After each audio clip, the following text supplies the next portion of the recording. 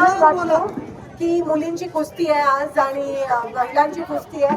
अभिमान वाटतो की कोणीतरी तुमच्यापैकी दिनेश फोगाट आणि साक्षी मलिक होईल आणि नक्कीच तुमच्यामध्ये ते बघा सत्य बोलले ते आणि नक्कीच तुमच्यामध्ये सगळ्यांमध्ये तो उत्साह ती धाडस दिसून येते. आणि वकील साहेब मला सांगत होते हा आता खूप कमी फाड असे राहिले आहेत आपल्या महाराष्ट्रात आणि सोलापुरात आणि त्यापैकी हा एक आहे. तर अभिमान कारण का हा पारंपरिक महाराष्ट्राचा खेळ आहे आणि केसरी महाराष्ट्र केसरी हा महाराष्ट्राचा अभिमान आहे. सगळ्यांना मनापासून शुभेच्छा देते.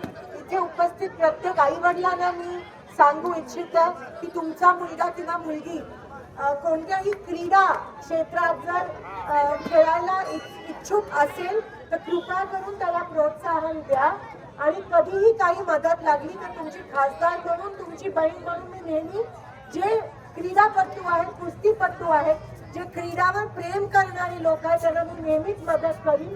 कारण का क्रीडा एक असं क्षेत्र आहे ज्यांच्याकडून राज्यकर्त्यांना शिकण्याची गरज आहे आणि क्रीडामुळेच आपल्या देशाची मान या जगामध्ये उंचावली आहे. म्हणून इथे उपस्थित प्रत्येक कुस्तीपटू आणि क्रीडापटूला मी सलाम करते आणि माझे शब्द थांबवते.